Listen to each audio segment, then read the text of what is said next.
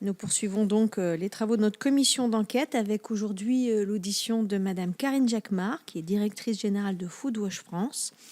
Madame est engagée depuis plus de 20 ans dans des ONG. Elle a commencé sa carrière chez Action contre la faim, puis Greenpeace, et vous dirigez depuis 10 ans Foodwash France, qui se veut, alors je ne sais pas si vous l'identifiez comme ça, mais un contre-pouvoir, on va dire citoyen, indépendant pour une alimentation saine, digne et durable. Vous avez également donc rédigé un livre paru en mars 2025, Les dangers de notre alimentation, dérives et conséquences du système agroalimentaire sur nos vies. Donc un grand merci Madame de votre présence, de vous être rendue disponible. Nous avons commencé nos travaux en décembre avec une première table ronde qui a réuni les associations de consommateurs, puis d'autres tables rondes ont suivi et ont également pris le point de vue de l'intérêt des consommateurs et hier des producteurs. La règle des commissions d'enquête, Madame, c'est de prêter serment avant d'être entendu. Je suis donc tenue de vous rappeler qu'un faux témoignage devant notre commission d'enquête est passible de peines qui sont prévues aux articles 434-13-14 et -15 du Code pénal. Et je vous invite à prêter serment de dire toute la vérité, rien que la vérité, en levant la main droite et en disant « je le jure ». Avec votre micro, si c'est possible, excusez-moi, pour l'enregistrement. Hop, je le jure. Parfait. Merci Madame. Par ailleurs, je vous demande si vous avez éventuellement à nous faire part d'intérêts ou de liens d'intérêt avec les entreprises de la distribution, les industriels. Non, absolument aucun, et d'autant plus que Foodwatch est une association indépendante dans le sens où nous n'avons ni financement public, ni aucun financement d'entreprise de quelque sorte que ce soit. Très bien, parfait. Le Sénat, vous le savez, a constitué cette commission d'enquête le 25 novembre dernier, donc une commission dont l'intitulé porte sur les marges des industriels et de la grande distribution. Cette commission d'enquête poursuit plusieurs objectifs: éclairer les citoyens et la représentation nationale sur la construction des prix dans notre pays, analyser l'influence des acteurs de la chaîne sur le niveau des prix pour le consommateur et leur caractère inflationniste ou non, examiner le partage de la valeur tout au long du processus de production et de commercialisation des produits, et enfin nous assurer que les fournisseurs en amont, notamment les agriculteurs pour les produits alimentaires, mais aussi d'autres fournisseurs pour d'autres catégories de produits, bénéficient d'une rémunération la plus juste possible. Nous souhaitons donc vous interroger d'abord et principalement sur la construction des prix de vente au détail. Quelle est, selon vous, l'influence respective de chacun des acteurs de la chaîne de valeur sur le niveau des prix? Le rôle de la grande distribution est souvent pointé du doigt. Qu'en pensez-vous et quelle est, par ailleurs, votre analyse du rôle des transformateurs? Vous pourrez aussi, bien sûr, revenir sur les lois Egalim. Ont-elles, selon vous, permis de réduire l'opacité de la construction du prix? Je pense en particulier aux dispositifs issus des lois supposées permettre la construction du prix en marche avant, de l'agriculteur au producteur jusqu'au distributeur, avec ce principe du ruissellement. Je pense aussi au relevé du seuil de revente à perte, au SRP plus 10, à l'encadrement des promotions, à la sanctuarisation des matières premières agricoles dans les produits, ou encore à la prise en compte des indicateurs de référence par les différentes filières. Comment améliorer, selon vous, la transparence au niveau des prix et des marges de ces différents acteurs? Voilà donc quelques thèmes sur lesquels, je pense, notre rapporteur Antoinette Guhl reviendra. Je vous propose donc une audition en 2 temps. D'abord, en vous laissant la parole, Madame, pour à peu près une dizaine de minutes, pour nous revenir sur tous ces sujets et souligner les points qui vous sembleraient importants. Et puis ensuite, notre rapporteur vous posera ces questions et enfin, nous donnerons la parole aux collègues ici présents. Si vous en êtes d'accord, eh bien, je vous propose de prendre la parole de suite. Merci beaucoup. Merci Madame la Présidente, Madame la rapporteure et tous les membres de la commission. Commission extrêmement utile puisqu'elle va, je l'espère, aider effectivement à mettre un peu de transparence et de clarté dans ce système qui aujourd'hui est extrêmement opaque, mais aussi, je dois le dire, violent. En fait, on fait face à un système agroalimentaire aujourd'hui opaque et violent, et c'est ce que je vais décrypter également avec des solutions à proposer. C'est la bonne nouvelle et on aura besoin des législateurs pour cela. Pourquoi je dis qu'il est violent? parce que déjà, je voudrais le remettre en perspective avant de regarder les négociations commerciales en tant que telles et la construction du prix en tant que tel. De quoi parle-t-on? On parle d'alimentation. Et je voudrais qu'on remette ça dans le cadre du droit. Déjà, de la définition de la souveraineté alimentaire. Je veux rappeler que la vraie définition de la souveraineté alimentaire, d'après les Nations Unies de 2018, c'est le droit des peuples à décider ce qu'ils mangent et comment ils le produisent de façon durable et ne présentant pas de risque pour la santé. On en est loin et je veux parler de démocratie alimentaire dans les solutions. Le deuxième droit dont il faut qu'on reparle, c'est le droit à l'alimentation. Ce droit à l'alimentation qui est le droit de l'accès pour toutes et tous à une alimentation saine, choisie, durable, abordable et qui bien sûr rémunère à prix juste les agriculteurs et agricultrices est un droit fondamental. Et dans la série des droits, celui dont on n'entend pas suffisamment parler et qui a des coûts majeurs sur la santé à cause des dérives de notre système agroalimentaire, c'est bien sûr le droit à la santé publique. Voilà. Je mentionnerai aussi le droit à l'information, mais vous voyez qu'il y a un certain nombre de droits qui aujourd'hui sont bafoués de façon factuelle et j'y reviens. Quand on regarde justement factuellement la situation aujourd'hui, elle est tout simplement intolérable. Elle serait intolérable n'importe où dans le monde. Elle l'est d'autant plus dans un pays riche comme la France, quoi qu'on cherche à nous faire croire, puisqu'on a aujourd'hui une agricultrice, un agriculteur sur 6 qui vit en dessous du seuil de pauvreté. C'est 18%, c'est le chiffre de l'INSEE. Et on a à l'autre bout de la chaîne plus de 10-11 millions, c'est mal évalué, mais c'est au moins ce chiffre-là d'après les sources, de personnes dans notre pays qui sont confrontées à de la précarité alimentaire. Le coût et le poids des maladies chroniques, l'Organisation mondiale de la santé parle d'une épidémie de maladies chroniques dans notre pays et des chiffres sur les cancers ont récemment été publiés et étaient très inquiétants.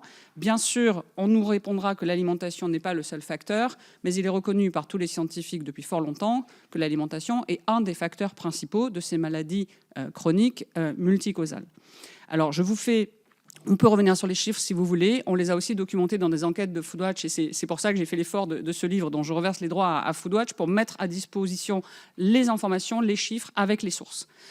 Mais sur l'impact sur la santé, il y a par ailleurs, puisqu'on va venir aux coûts économiques, je veux tout simplement rappeler dans le contexte général ce qu'on appelle les coûts cachés aussi de ce système agroalimentaire qui aujourd'hui creuse les inégalités et a des effets désastreux sur la santé et sur le vivant, à commencer par nos ressources naturelles, qui sont, je le rappelle, notre outil de production de demain, donc il n'y a rien qui va.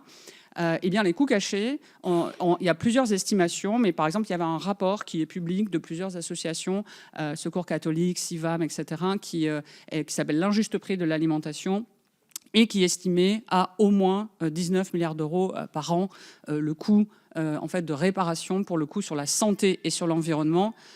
C'est bien évidemment beaucoup plus quand on regarde les chiffres sur la santé. Là encore, on a un manque de transparence, mais la FAO, par exemple, avait, elle, estimé dans un rapport mondial que pour la France, on pouvait évaluer à 120 milliards d'euros par an le coût direct et indirect de l'impact de notre système agro-industriel sur la santé.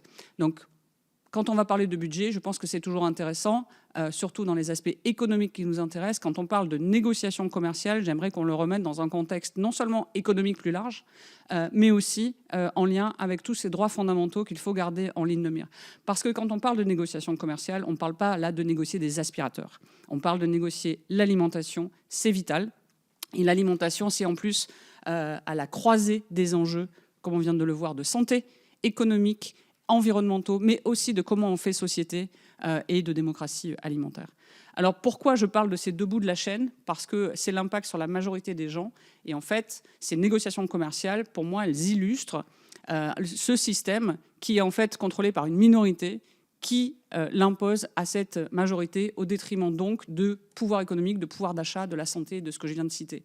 De qui on parle au milieu de cette chaîne? Eh bien, on parle de quelques dizaines de géants de l'industrie agroalimentaire, des grandes marques, hein, évidemment, qu'on peut citer, Nestlé, Danone, Lactalis, Coca-Cola, tout cela. Et c'est qu'une petite poignée en fait, d'acteurs. Et bien sûr, les acteurs de la grande distribution. Aujourd'hui, les chiffres, toujours dans ce rapport, l'injuste prix de l'alimentation, mais il y a d'autres sources. Aujourd'hui, on parle de 80% du marché qui est contrôlé par les 5 plus grandes enseignes de la grande distribution, je parle bien du marché alimentaire. Quand on sait que dans notre pays, il y a environ 75% des achats alimentaires qui sont faits dans les supermarchés, ça vous donne le poids et la domination, en quelque sorte, de la grande distribution sur le choix des consommateurs. Or, ce choix des consommateurs, il est extrêmement limité, car cette offre qui est dominante est en plus biaisée et orientée. Je m'explique. On a toujours dit qu'il faudrait que les produits les plus sains, à commencer par ceux recommandés par les autorités publiques pour la santé, soient les plus accessibles. Or, on en est loin. Premièrement, l'opacité. À la fin de 2023, quand on a vu l'inflation, vous l'avez aussi vu comme moi, plus de 20% d'augmentation des prix sur 2 ans, et on entendait aux informations que les queues à l'aide alimentaire, malheureusement, s'agrandissaient. Je ne vous cache pas que mon passé d'action contre la faim s'est activé et que je me suis dit, mais qu'est-ce qui se passe dans ce pays pour entendre ça ici, en fait.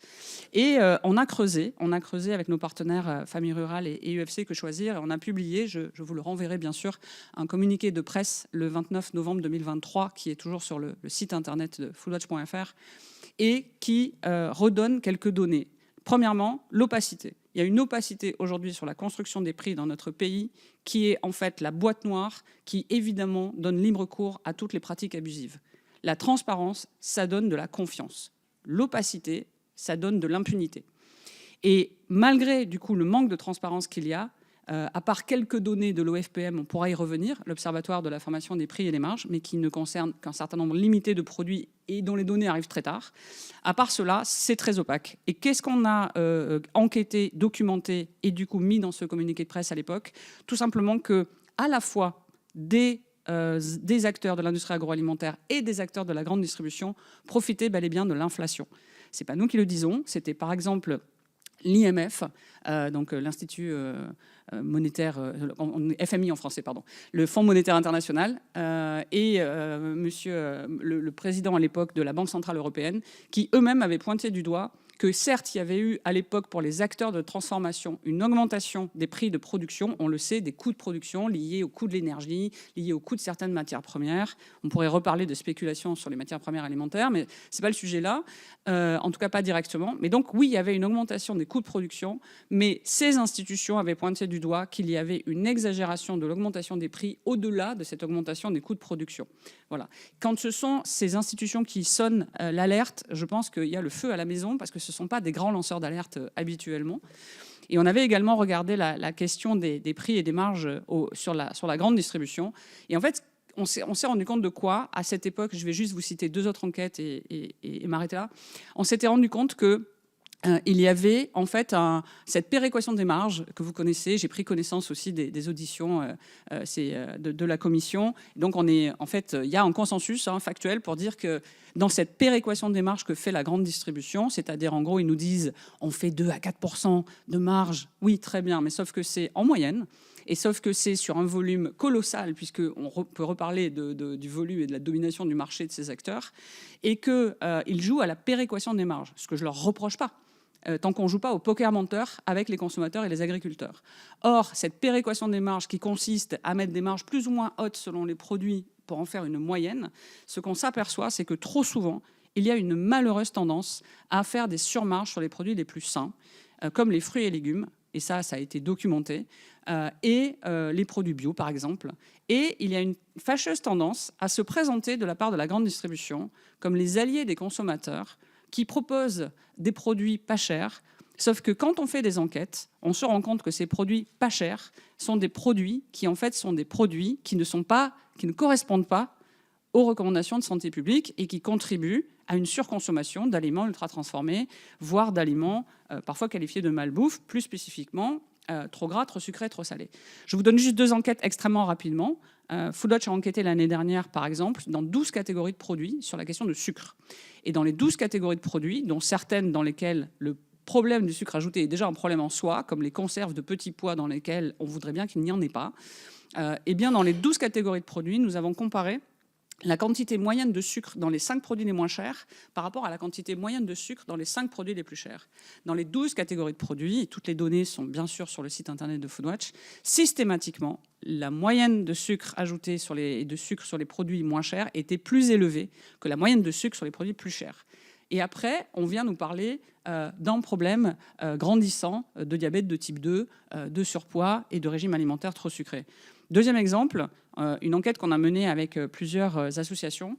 Sur 5000 promotions en supermarché, l'année dernière aussi, il y a quelques mois à peine, sur 5000 promotions en supermarché, différentes enseignes, eh bien 66%, les 2/3, étaient des produits contraires aux recommandations de santé publique. Voilà.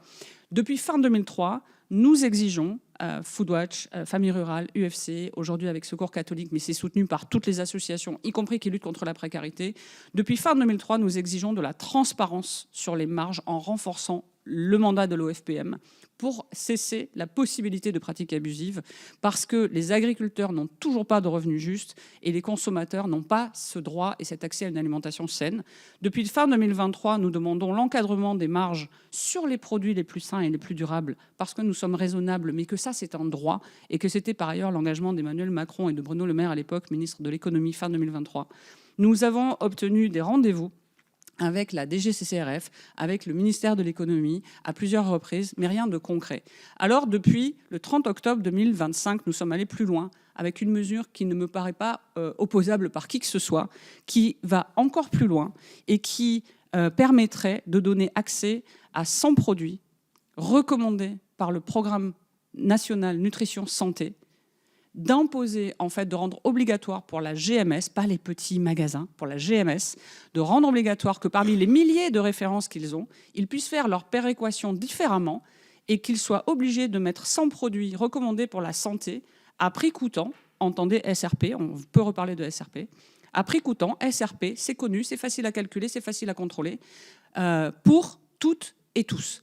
Tout le temps, dans toutes les enseignes. Et pas de façon volontaire, où on peut avoir des paniers anti-inflation fantaisistes dans lesquels je n'ai pas vu beaucoup de produits recommandés pour la santé. Ça ne résoudrait bien sûr pas toute l'équation que l'on veut d'une agriculture, d'une transition agricole et d'une transition alimentaire où la santé est respectée, où le droit économique, le pouvoir d'achat, et où on réconcilie enfin agriculteurs, agricultrices et consommateurs, consommatrices. Mais ça répondrait tout de suite maintenant à une mesure au moins de rendre l'accès à minimum à tout le monde à des produits que même les autorités publiques recommandent. Parce que c'est quand même assez violent d'avoir des recommandations officielles de nos autorités publiques et de ne pas donner cet accès à des millions de nos compatriotes. Merci beaucoup, Madame, pour cette synthèse. Eh bien, on va laisser la parole à notre rapporteur pour quelques questions. Alors, j'aimerais qu'on revienne un peu plus précisément sur les relations commerciales, puisque c'est un sujet que vous connaissez bien, on l'a compris dans votre introduction. Quel regard vous portez sur les négociations commerciales en France? Quels sont les biais les plus importants et quelles sont les pratiques les plus scandaleuses que vous connaissez? La première pratique scandaleuse, c'est cette opacité. D'accord. C'est-à-dire qu'en fait, je serai en capacité, et même vous, en tant que législateur, vous serez en capacité, en tant que parlementaire, vous serez en capacité d'avoir un avis plus fin quand on en saura plus, en fait. Parce que tout ça reste très opaque.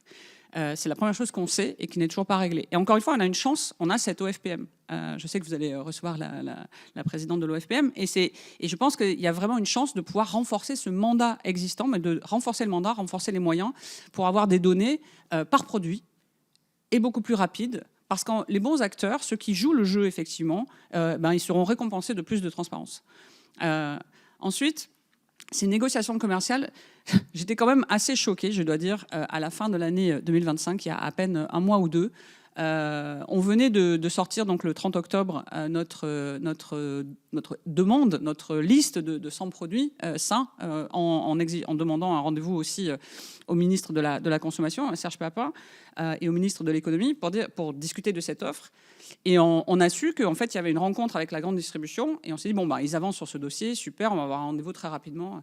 Et en fait, on a très vite découvert que ce dont ils avaient d'abord discuté, ils ont aussi discuté de la liste des 100 produits. Je peux vous en informer, on a rencontré Serge Papin lundi, qui s'est engagé à tout le moins à regarder ça de plus près. On attend plus. Mais ce qu'on a surtout vu, c'est qu'il y avait tout d'un coup une déclaration de la grande distribution, manifestement, qui s'était rencontrée au ministère de l'économie, sur les négociations. Donc j'étais très curieuse de voir ce qu'ils allaient annoncer. Je vous invite à regarder cette déclaration. En gros, ils s'engagent à ne pas se taper dessus, quoi. Mais vraiment, c'est-à-dire que cette déclaration, quand je l'ai lue, je me suis dit, OK, on en est au stade où, alors que le droit des populations à accéder à une alimentation saine est bafoué, que des millions de nos compatriotes sont malades, qu'on ne répond pas à cette question, que les agriculteurs ont raison d'être en colère, non pas à cause des normes environnementales et sanitaires qui sont une stratégie de diversion, mais bien du fait qu'ils sont méprisés et ne peuvent pas vivre dignement de leur travail à cause de ces négociations et de ce système. Au-delà de ça, on en est à oui, on va se respecter les uns les autres. Pardon, mais c'est tout à fait honteux.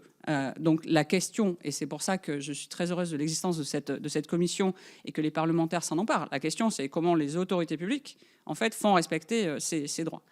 Donc c'est opaque. On le sait, et cette déclaration, pour moi, en est une illustration malheureusement triste de nouveau. C'est violent. C'est vraiment des rapports de force et de domination. Voilà. Ensuite, manifestement, certains continuent à se croire au-dessus des lois, puisque, je ne vous apprends rien, mais d'après nos informations et le rapport aussi du Sénat, hein, le rapport d'information sur le suivi des lois Egalim, qui le numéro 156, donc, qui avait été publié le 20 novembre 2024, que vous connaissez bien, Madame la Présidente, pointait déjà du doigt le sujet des centrales d'achat internationales. Hein, donc, comment contourner la loi française? Eh bien, en créant des centrales d'achat, notamment européennes.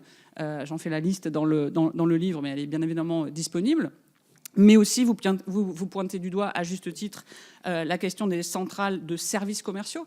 Voilà, puisqu'il déjà, il y a les marges sur la construction du prix qui sont normalement une logique de ça part du producteur, il y a un intermédiaire 2, les transporteurs, enfin voilà, à chaque fois il y a un coût et puis surtout il y a des marges et puis au final c'est la grande distribution qui choisit du prix qui sera vendu dans les rayons.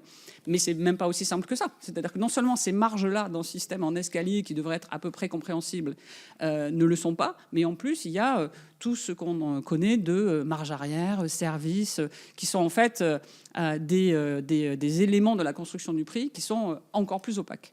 Donc ça, il y a des initiatives pour y remédier. Et d'ailleurs, il y avait des recommandations très claires à ce rapport. Je note quand même que, du coup, il y avait eu une attaque au niveau européen. Je vous enverrai les références encore, et elles sont dans le livre. Mais du coup, la grande distribution réunie dans leur Union européenne, voilà, s'était permis quand même de questionner ces réponses que les parlementaires français voulaient apporter pour limiter cette possibilité, on va dire, d'évasion. Mais donc ça pose tout à fait question. Mais surtout, ce à quoi il faut mettre fin et ce à quoi ne répondent pas du tout et aggrave même ce climat d'impunité et d'opacité de ces négociations commerciales, c'est comment s'assurer que les agriculteurs et agricultrices vivent dignement de leur production, donc comment leur assurer véritablement un revenu et un prix d'achat juste et digne. Et on voit très bien que malgré, encore une fois, l'esprit d'Egalim, des différentes lois Egalim qui va dans le bon sens, hein, qui sont des tentatives tout à fait à soutenir, mais on voit très bien, tous les acteurs concernés le disent et toutes les études le montrent, qu'aujourd'hui c'est inopérant et absolument pas suffisamment efficace pour permettre d'assurer que dans ce rapport de force, les agriculteurs et agricultrices tirent leur épingle du jeu. Alors il y a ça, et je veux redonner l'autre côté de l'équation. Peut-être si je peux vous demander... Ouais. Il y a beaucoup de questions. Bien sûr, pardon. Mais juste ces négociations, du coup, ne permettent pas non plus, à ma connaissance, d'assurer de la transparence sur les prix et encore moins des prix pour les produits qui ne sont pas des marchandises comme les autres, mais les produits les plus sains et les plus durables. Donc rien pour moi dans ces négociations ne répond aux vrais enjeux et au contraire aggrave un système qui nous envoie dans le mur. Merci. J'aurais aimé que vous précisiez, vous disiez qu'effectivement il y a les centrales d'achat et les centrales de services, on en a déjà parlé. Vous dites les centrales de services, ça fait partie des pratiques scandaleuse ou en tout cas qui mérite d'être questionnée. Est-ce que vous pouvez le détailler? On a pas mal de personnes qui nous suivent à distance sur Internet et donc qui peut-être ne connaissent pas le terme de centrale de service. Si vous pouvez nous en dire un mot. Alors non, j'aurais pas cette prétention. Du coup, je suis pas experte de ce qu'elle couvre exactement. Mais ce que tous les rapports disent et que les économistes confirment, c'est qu'en fait, au-delà des marges sur les produits assez classiques, il y a un certain nombre de services qui peuvent être sur les promotions, qui peuvent être sur les mises en avant, vous savez, dans les têtes de gondole, etc. Et donc, je peux pas le détailler parce qu'en plus, ça n'est pas très transparent. Mais c'est autant de services derrière lesquels on peut cacher soit des remises sur les prix, soit au contraire des marges un peu extravagantes, voilà, qui ne font que rajouter de l'opacité à l'opacité. Est-ce que vous savez pourquoi les négociations commerciales en France sont si tendues et pourquoi dans les autres pays européens le sont moins? Est-ce que vous avez cette explication? Alors, je serais très curieuse, du coup, je suis très preneuse des informations qui indiqueraient qu'elles le sont moins. Pour tout vous dire, en préparation de cette audition, j'ai interrogé mes collègues, la directrice de Foodwatch aux Pays-Bas et le directeur de Foodwatch en Allemagne. La directrice de Foodwatch aux Pays-Bas m'a dit, alors nous, on les appelle les prices war, c'est-à-dire que c'est à peu près pareil, hein, c'est la guerre des prix, ces moments de négociation. La grosse différence, et en Allemagne, ça n'est pas beaucoup mieux, d'après, en tout cas dans les grandes lignes, hein, si vous voulez, sans rentrer dans les détails. Je n'ai pas d'information que ce soit beaucoup plus apaisé. La grosse différence, c'est que ça n'est pas, contrairement à la France, une fois par an. Donc, je ne sais pas si c'est mieux ou moins bien. Quoi qu'il en soit, c'est plus au fil de l'eau, c'est plusieurs fois par an. On peut imaginer, dans un monde idéal, que ça peut permettre des réajustements, y compris pour les agriculteurs, les consommateurs, n'est-ce pas, que quand les coûts de production montent, ça monte, et quand les coûts de production descendent, ça descend. On a vu que ce n'était pas le cas après l'inflation de 2023, mais voilà. Mais non, je n'ai pas d'informations en ce sens. D'accord, très bien. C'est pas grave, on va trouver la réponse si elle y est, mais en fait, vous nous dites que c'est également la guerre en Allemagne, puisque c'est le terme qui est même utilisé. Et je vous enverrai une étude que mon collègue m'a envoyée qui est claire de ce point de vue. Très bien. Quel bilan vous dressez sur les lois Egalim? Parce que lorsque vous dites il faut vendre à prix coûtant une centaine de produits sains, puisque c'est ça votre demande, et en tout cas la dernière action que vous avez menée avec d'autres ONG, ça veut dire que vous remettez en cause quand même le SRP plus 10. C'est-à-dire que vous dites qu'il faut vendre à prix coûtant les produits sains. Alors, en effet, pareil, de toutes les informations à ma disposition et à la vôtre, je présume, rien n'a démontré que SRP plus 10 avait permis de ruisseler, hein, un mot qu'on connaît, qui n'a jamais tenu ses promesses, que ce soit en macroéconomie ou dans le cas d'Egalim, et de permettre de rémunérer davantage et mieux et de sanctuariser la matière première agricole. Donc non. J'ai même en tête un rapport du Sénat qui cherchait de mémoire, je ne sais plus, 130, 160 millions d'euros du plus 10 qui était passé, on ne savait pas très bien où. Ouais. Voilà, et plus même. Bon.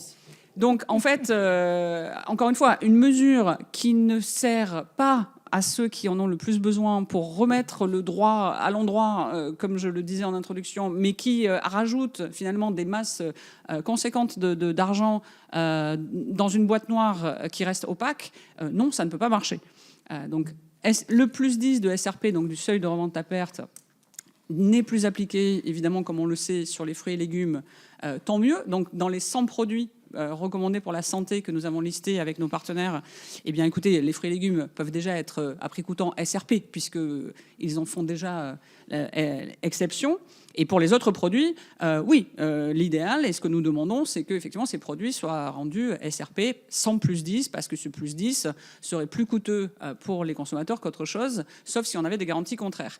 Et j'insiste sur cette mesure. Cette mesure doit absolument être assortie, justement, par le fait de s'assurer que ces produits à prix coûtant, en aucun cas, ça doit être au détriment du prix payé aux agriculteurs, agricultrices. Donc, encore une fois, moi, je veux réconcilier ce narratif-là d'opposer les agriculteurs et les consommateurs sous prétexte que les consommateurs voudraient des prix pas chers est totalement faux, fabriqué pour ne pas regarder la responsabilité de la grande distribution et de l'industrie agroalimentaire. Je veux les réconcilier et donc il faut aussi que Egalim soit plus efficace. Donc, pour répondre à votre question, Egalim n'a pas été efficace. Ça va dans le bon sens, l'intention est bonne, mais ça n'a pas été efficace pour sanctuariser la matière première et assurer un revenu. Ça n'est pas efficace non plus pour permettre aux consommateurs d'accéder à une vraie alimentation saine, choisie, durable.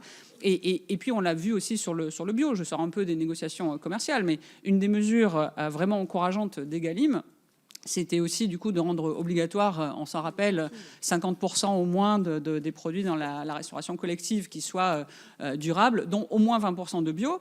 Mais ça aussi, ça va dans le bon sens. Mais en fait, qui s'assure que derrière, dans notre production agricole, dans notre système agricole et alimentaire, on peut se mettre en adéquation du coup avec ces objectifs? Qui s'assure qu'il y a des contrôles et des sanctions? Tout ça est largement insuffisant et c'est dommage parce que l'intention est bonne.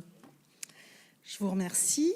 Vous avez évoqué la question de l'encadrement des marges des distributeurs, puisqu'en fait, quand vous dites on veut 100 produits à marge zéro, ça veut dire encadrer les marges des distributeurs pour au moins ces 100 produits. Comment vous imaginez que ça puisse se passer ? Puisque vous le demandez, vous avez dû réfléchir à la mise en place. Donc, je veux bien que vous nous détailliez comment vous imaginez cette mise en place. Absolument. Et comment c'est conforme au droit, enfin. Oui, tout à fait. Parce on a vraiment mis cette liste sur la table et cette exigence sur la table. Je me permets de dire exigence parce qu'encore une fois, c'est un droit, donc on ne devrait même pas avoir à se battre pour ça. Mais très bien, dont acte. On l'a vraiment mis sur la table en l'ayant réfléchi comme quelque chose qui est une mesure urgente, mais aussi réaliste et actionnable quasiment tout de suite, quoi. Pourquoi c'est possible ? C'est possible en fait parce que c'est déjà dans la loi Egalim. C'est-à-dire que quand on a le calcul de SRP et la notion de SRP, on sait bien comment on peut parler de prix coûtant. Et après, il y a le débat du plus 10 ou pas plus 10. Mais enfin, on sait de quoi on parle et on sait que c'est possible puisqu'il y a déjà cette expérimentation. Donc, même si on veut le faire sous la forme d'une expérimentation, en tout cas, faisons-le. Et bien sûr que c'est possible. Personne ne peut dire le contraire. D'autant moins que des acteurs comme Coopérative U le font déjà. Alors, ils proposent 4 à 5 produits, les fruits et légumes parfois à prix coûtant, et eux-mêmes donnent cette définition de SRP. Donc, non seulement c'est possible, mais eux-mêmes savent le faire. C'est juste que, ça ne peut pas être que 4 ou 5 produits. Et encore une fois, sur 100 produits, sur des milliers de références dans les grandes surfaces, ça va. On ne demande pas la lune. Je veux quand même être clair là-dessus. C'est quand même quelque chose qui est tout à fait réaliste. Et deuxièmement, effectivement, on veut que ce soit une obligation. Donc, soit une obligation réglementaire, ce qui ne me paraît pas impossible dans un premier temps, au moins sur les fruits et légumes qui sont SRP sans le plus 10, et au moins sur les autres, SRP plus 10 peut-être dans un premier temps, mais en tout cas, une décision réglementaire est possible, et c'est bien ce qu'on a discuté avec Serge Papin pas plus tard qu'il y a 2 jours, et j'espère qu'il saura l'activer parce que c'est une mesure urgente qui ne coûte rien à l'État en plus, puisque l'idée c'est de rendre les choses obligatoires. Et j'espère qu'on pourra aller plus loin à travers une loi, un renforcement de loi ou une PPL, une proposition de loi transpartisane à l'avenir, dans un avenir le plus proche possible, pour renforcer cette mesure, compléter aussi Egalim sur la question de la rémunération des agriculteurs. Et je suis optimiste sur le fait que des recommandations de cette commission pourront être utiles à ça. Mais à un moment donné, il faut légiférer. Et encore une fois, ce n'est pas une question idéologique de est-ce qu'on doit laisser faire ou pas les acteurs économiques. Là, je ne suis pas en train de dire il faut que la grande distribution met de la clé sous la porte. Je suis en train de dire faire des marges, des surmarges et des profits sur les fruits et légumes en compensant par des pertes, ce sont les chiffres de familles rurales, je ne vous les redonne pas ici, mais par des pertes sur d'autres secteurs d'aliments ultra transformés, c'est scandaleux. Et donc, quand c'est une question de santé publique, c'est au rôle de l'État et des autorités publiques de mettre une règle du jeu en place. Et encore une fois, sur 100 produits et sur la rémunération des agriculteurs, je pense que ça n'est pas trop demandé. Bien, je vous remercie. Alors, je vais laisser la parole aux collègues parce que je vois que vous êtes nombreux dans la salle. Donc, je vais m'arrêter là pour les questions. Si jamais, je reviendrai peut-être pour une dernière question. Voilà, si on a encore un petit peu de temps. Du temps. Voilà, oui. Alors, moi, j'ai que 2 inscriptions, mes chers collègues. Donc, j'ai Jean-Claude et Madame Jean-Claude Tissot et Madame Bellim. Donc, merci. Cher Jean-Claude. Merci. Merci pour votre présentation claire, précise, que je partage complètement. Moi, je voudrais juste revenir sur 2 points. Le premier, sur l'opacité. On parle d'opacité, et moi j'ai travaillé sur la loi Egalim aussi. Dès qu'on essaye d'approfondir ou d'essayer de comprendre où est... Parce qu'en fait, on connaît 2 chiffres. Le prix acheté, le paysan nous dit combien il vend son produit, et le consommateur nous dit combien il achète. Et en fait, au milieu, l'opacité est au milieu. Et quand on s'adresse aux transformateurs, aux distributeurs, on se heurte très vite au secret des négociations. Donc, on l'a vu en direct ici. À votre avis, comment on peut arriver, alors je n'allais pas dire à détourner, mais les contraindre à nous donner les chiffres étape par étape pour qu'on puisse en faire l'analyse, sans porter de jugement, mais pour qu'on puisse en faire l'analyse et dire, ben voilà, c'est peut-être là que ça pêche, etc. Donc ça, c'est ma première question. Et puis, la deuxième question, bien sûr, on sait qu'ils surmargent sur les produits naturels, si j'ose dire, légumes, fruits, en bio en plus, on sait le pourcentage de marge très important.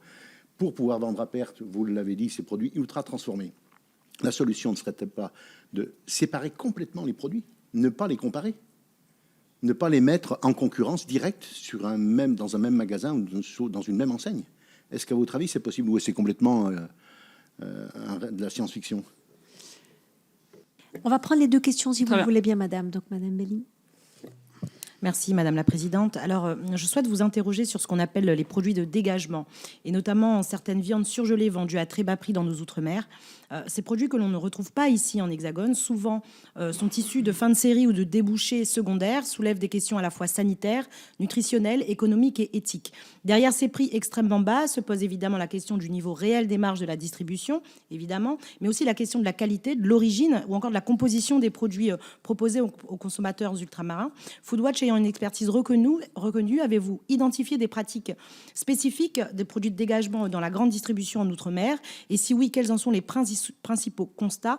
Enfin, que pouvez-vous nous dire sur les produits issus du fameux dispositif bouclier qualité-prix? Je vous remercie. À vous la parole, madame. Merci beaucoup. Et ça me donne l'opportunité de préciser que, évidemment, toutes les mesures qu'on demande, y compris cette mesure de 100 produits, doivent être applicables sur l'ensemble du territoire et bien évidemment dans les Outre-mer qui souffrent particulièrement, en plus de cette question du prix et d'opacité du prix et de marché à deux vitesses. Donc non, Foodwatch, on n'a pas enquêté sur ces produits spécifiques-là de dégagement. En revanche, ça me permet de reparler du marché à deux vitesses. Je parlais des produits sains, des produits pas sains. Prenons l'exemple des nitrites. Aujourd'hui, on a une industrie agroalimentaire et un gouvernement qui bloque depuis des années des mesures, pour reparler des produits sains, des mesures qui devraient être le b.a.-ba, interdire dans nos produits alimentaires des substances qui présentent des risques avérés pour la santé, surtout quand les industriels savent faire autrement. Et bien sûr qu'on est prêt à avoir une période d'accompagnement des industriels de ce que vous voulez pourvu qu'on en sorte. Et pourtant, ça n'est pas interdit aujourd'hui. Donc non seulement on a un problème de laisser dans les rayons des substances potentiellement dangereuses alors qu'elles n'ont rien à y faire dans nos assiettes, mais en plus, c'est un marché qui est maintenu exprès parce que le lobby de la charcuterie, la FICT, on le connaît bien et on a dénoncé, c'est encore dans le livre et sur le site de Foodwatch, certains actes qui ont vraiment été menés pour bloquer une proposition de loi pour les faire interdire. Et ça permet quoi? Ça permet des négociations commerciales à un marché à deux vitesses où dans les rayons, on voit effectivement des produits sans ces additifs montrant bien qu'ils ont compris qu'il y avait un problème, mais qui sont souvent plus chers.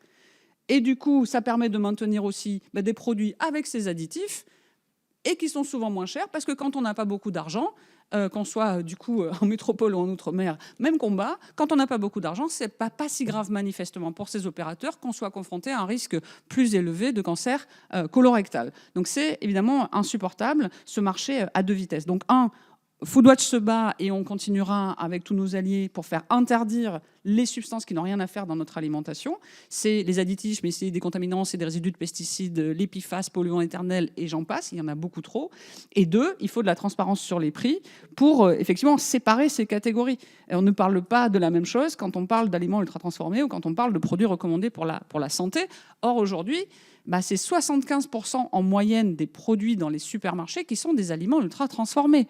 Alors qu'on avait en novembre encore des études de scientifiques publiées dans le Lancet qui alertaient sur les risques de plus en plus documentés entre une consommation importante de produits d'alimentation ultra transformés et de maladies. Donc oui, il faut les séparer, il ne faut pas avoir le même traitement, mais encore une fois, au nom du droit et au nom de la responsabilité de l'État. Ça ne me paraît pas possible de séparer, si vous voulez, dans le magasin, mais il y a un truc qui est sûr, c'est qu'il faut que l'État joue son rôle là, de siffler la fin de la récré et de s'assurer que les règles du jeu permettent au moins de respecter que tout le monde peut accéder à le droit à l'information et peut accéder à ces produits sains et durables. Et sur les produits, et la transparence et l'opacité des... moi et mes collègues des associations de consommateurs qui, en plus, sont membres ou ont été membres pendant longtemps de l'OFPM, disent clairement, bien sûr qu'il faut, et là aussi c'est une décision publique, il faut renforcer le mandat de l'OFPM, que ce soit plus que sur 34 produits, surtout des produits bruts, etc. Mais nous, on demande vraiment de la transparence par produit. Et après, le secret des affaires. Alors oui, merci. On connaît le secret des affaires. On connaît les problèmes de compétitivité. On n'est pas nul en économie non plus, quand on demande juste de faire respecter le droit des gens à une alimentation saine. Mais seulement, c'est compatible. Là encore, il faut arrêter de faire croire que le secret des affaires empêche tout. On peut tout à fait, si on a la volonté politique, respecter le secret des affaires et en même temps donner les moyens à nos autorités publiques, par exemple la DGCCRF et nos parlementaires, d'avoir accès à des informations qui permettent d'avoir plus de contrôle. Alors, il y a une question de Rémi. Oui. Pardon. Déjà, Alors, on va écouter Rémi et puis après... merci Madame la Présidente. J'ai failli vous applaudir sur la fin de votre intervention. Non, bon, déjà, venant d'un territoire où effectivement la surface agricole est essentiellement 2/3 du département, donc c'est déjà important et du coup j'en fréquente régulièrement. Vous l'avez très bien dit, les deux organismes, même s'il y aurait un troisième qui est inconnu du grand public avec la Commission européenne, la DG Agri, qui est censée faire aussi des choses sur la concurrence et sur la PAC, sur l'aide aussi au cadre du marché. Mais en tout cas, vous l'avez très bien témoigné à l'instant, la DGCCRF intervient a posteriori et parfois elle n'a pas forcément... parfois il est trop tard. Et ça, c'est quand même un vrai sujet. Et puis, vous avez parlé aussi de l'observatoire sur lequel, finalement, il y a peu de pouvoir. Il y a possibilité de faire des rapports détaillés par filière, possibilité d'avoir un minimum de transparence sur la répartition de la valeur. Mais on sent dans vos propos qu'il n'y a aucun pouvoir, il n'y a pas d'outil d'analyse qui est... distribué peut-être aux personnes concernées, que ce soit au service de l'État ou même au Parlement, pour aller un peu plus loin sur le sujet. Parce que d'ailleurs, si cette commission d'enquête arrive, et si Egalim aussi n'a pas pu aller jusqu'au bout des choses, c'est qu'il y a aussi une raison derrière tout ça, c'est qu'en fait, on en parle beaucoup, on sait que ça existe, qu'il y a des disparités énormes entre le producteur, le transformateur et le distributeur. Et on voit qu'on est toujours au même stade, c'est-à-dire au stade de la discussion, de l'analyse. Et donc maintenant, c'est comment on passe au cap d'après, quoi. C'est-à-dire, qu'est-ce que vous proposez comme outil de régulation ferme, avec des sanctions. Voilà. Alors, on prend une autre question rapide, s'il vous plaît. La question, Evelyne Renaud-Carabédian. Donc, 2 minutes, Madame la la question. Présidente. Merci. Merci. Vous avez dénoncé les effets de l'inflation sur les consommateurs, mais aussi les pratiques commerciales qui modifient la perception du prix sans en modifier le niveau facialement. Au-delà des hausses affichées, est-ce que vous pouvez nous dire dans quelle mesure les stratégies de shrinkflation, de dégradation de qualité, de modification de recettes ou de montée en gamme contrainte imposée ont joué un rôle ces dernières années dans le renchérissement réel du panier alimentaire du consommateur?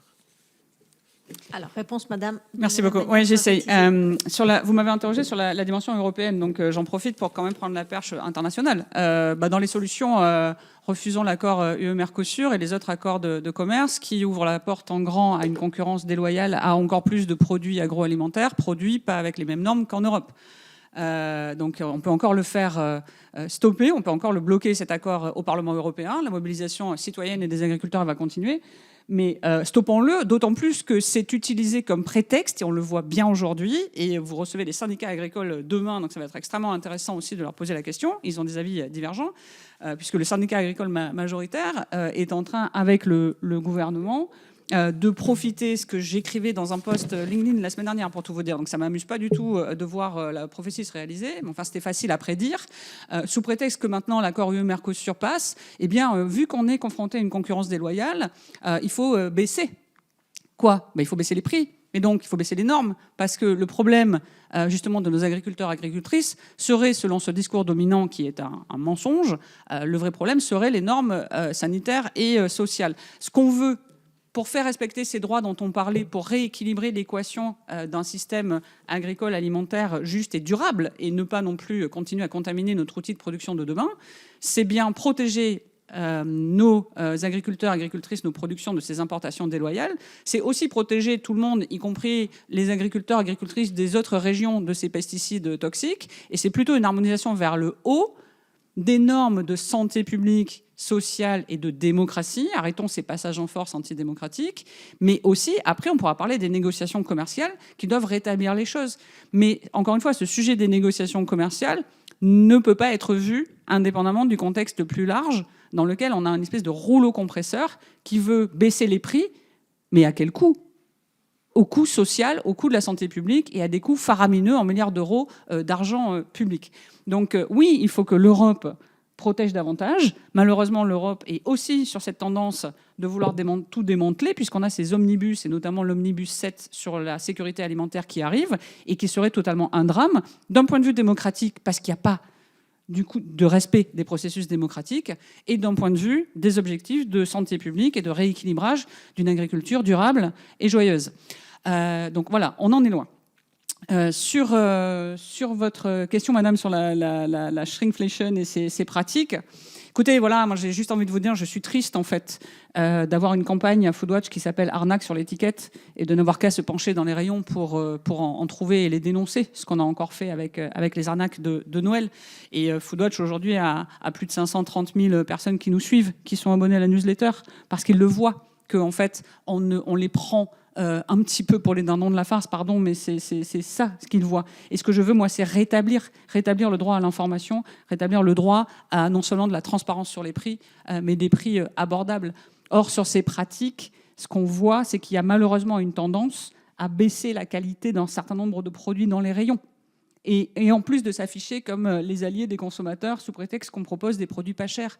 Mais des produits pas chers qui sont des calories vides, des produits pas chers qui nous rendent malades, des produits pas chers qui coûtent des milliards à la société. Et après, en plus, on va remettre la responsabilité du trou de la Sécu dans les débats budgétaires sur les personnes malades et atteintes de maladies longue durée, en disant que pour couvrir ces déficits, il faut baisser les aides à ces malades. C'est totalement scandaleux et inentendable. Donc aujourd'hui, quand je lis, et vraiment je dois vérifier l'information parce que je m'en frotte les yeux moi-même, quand je lis qu'il y a 75% des produits dans les supermarchés qui sont des produits ultra transformés, effectivement, je pense que je ne veux pas réguler toute l'offre, ça ne m'intéresse pas, mais tous les experts, à commencer par les experts de l'INDRI et d'autres think tanks, confirment, et les références sont dans le livre, que c'est bien l'offre alimentaire qui influence la consommation et qui a cet impact délétère sur la santé, mais aussi sur notre environnement. Donc les pratiques de l'industrie agroalimentaire, moi, ça ne m'intéresse pas de les généraliser, si vous voulez, mais force est de constater que quand on regarde les grandes masses, c'est le système que je viens de vous décrire qui nous est imposé, et il faut qu'on en sorte. Merci, madame. Alors, il y a une nouvelle question d'Antoinette, et je retiens que... Alors, vous avez évoqué dans les propos liminaires, il me semble, la question de la démocratie alimentaire. Qu'est-ce que vous mettez derrière? L'une des structures que nous avons auditionnées, il me semble que c'était dans la table ronde des associations de consommateurs, évoquait la possibilité d'une conférence citoyenne sur ces pratiques et sur l'alimentation. Est-ce que vous avez des idées pour faire vivre cette démocratie alimentaire dont vous parlez? Oui, merci de cette question. Écoutez, c'est extrêmement important en fait. On voit, comme je disais, qu'il y a 70%, 75% des achats qui sont faits dans les supermarchés et avec la domination du coup de ces acteurs. Donc, je pense qu'il y a deux choses essentielles à faire. La première, c'est que dans ce système-là, qui est dominant, qui ne va pas disparaître, et comment faire changer les choses. Donc, on a déjà là listé pas mal de pistes sur plus de transparence, plus d'encadrement, comment rétablir cet accès pour tout le monde à une alimentation saine, choisie, durable et qui permettent aux agriculteurs de vivre dignement. Donc il y a tout ce système-là. Il faut aussi parler du système agricole. Je l'ai évoqué, c'est un sujet à part entière, mais enfin tout est lié.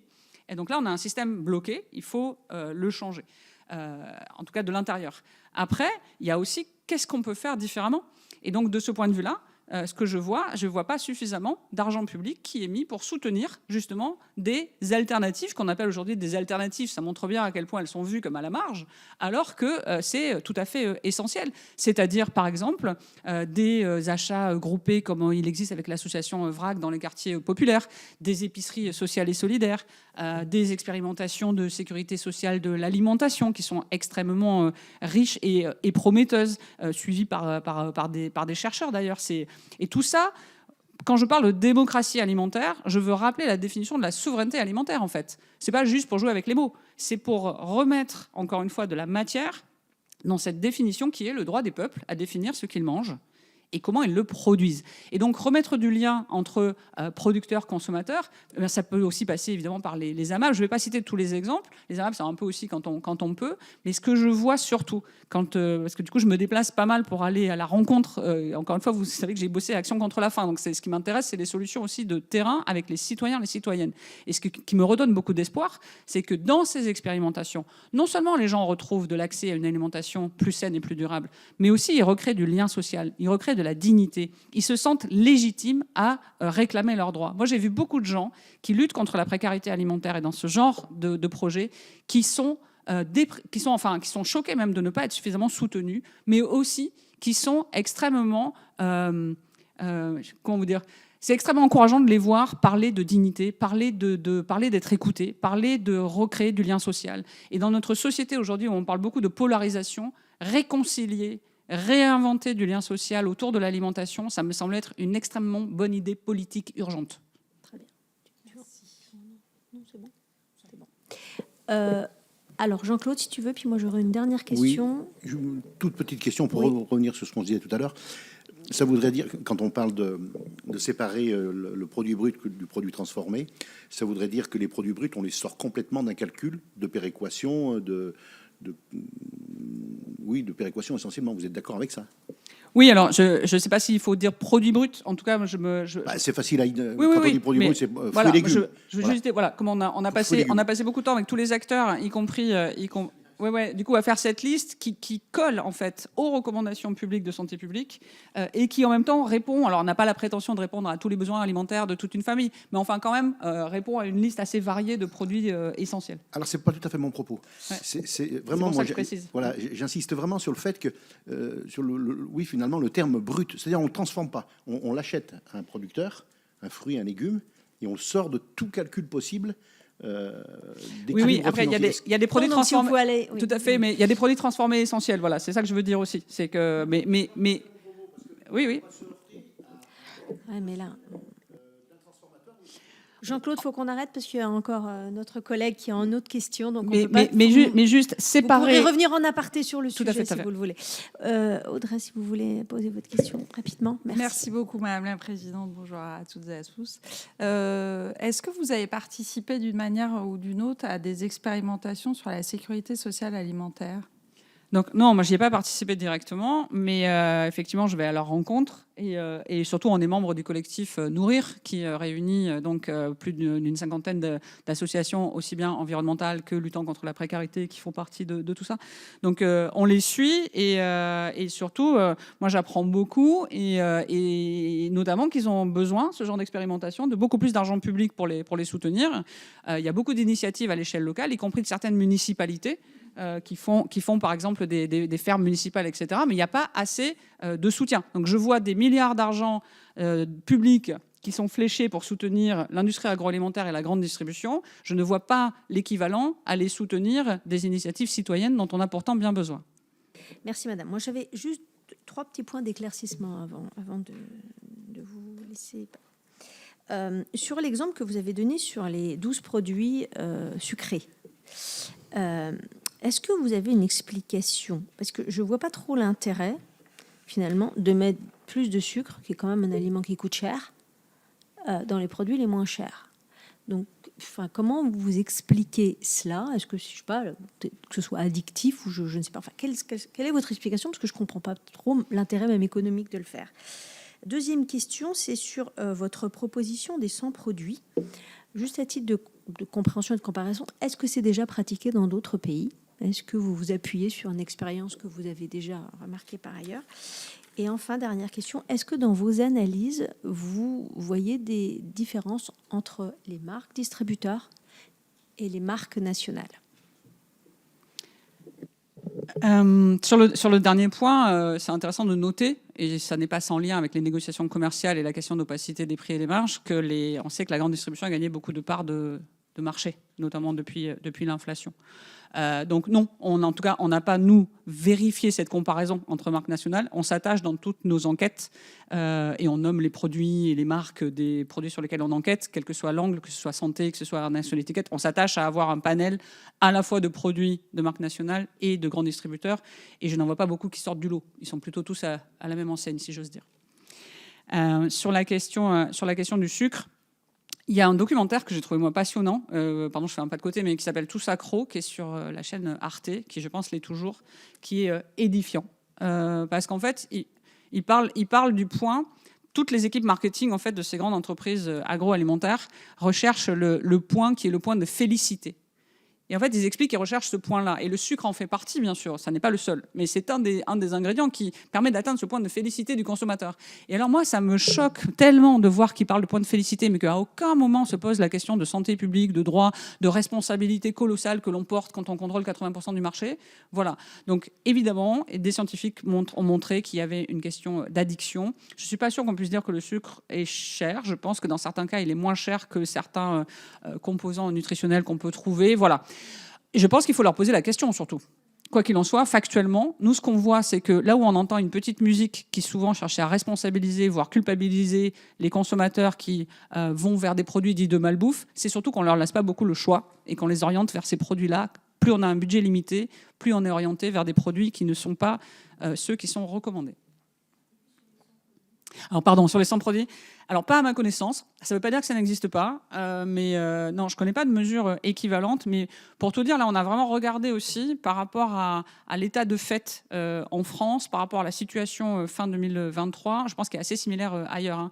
Et après, on a voulu creuser aussi par rapport à Egalim, justement, de se dire, mais qu'est-ce qui est possible, qui est tellement concret qu'on pourrait et on devrait l'activer voilà, dès demain. Donc, on en est arrivé à ça dans le contexte français. À mon sens, c'est aussi une bonne idée ailleurs. Je ne sais pas si c'est ailleurs. En revanche, en Angleterre, ça ne nous a pas échappé. Ils ont enfin interdit certaines pratiques de publicité et de marketing concernant des produits trop gras, trop sucrés, trop salés qui ciblent les enfants. En France, c'est toujours bloqué par le gouvernement qui, décidément, pense que l'autorégulation et les engagements volontaires des entreprises devraient suffire à faire respecter le droit des populations. Oui, sur la publicité, on a aussi beaucoup de débats au sein de cette assemblée. Tout à fait. Parce que c'est un facteur, si vous voulez, il n'y a pas que le prix. Voilà. C'est aussi un facteur sur le prix, en fait. Il y a la négociation du prix et il y a tout l'investissement qui est mis dans la publicité parce qu'ils savent bien qu'il est trop difficile de lutter contre ces effets neurologiques. Qui est plus grand que jamais. Tout à fait. Merci beaucoup, en tout cas, Merci madame, d'avoir respecté les consignes et le temps imparti. Merci beaucoup de ces éclairages. Je dis à mes collègues, donc à demain. Rendez-vous demain, 10h30, pour la table ronde avec les syndicats agricoles. C'est 245, je crois. Non, c'est toujours Médicis ou... Demain, c'est ici. C'est toujours ici, à 10h30. Merci à tous.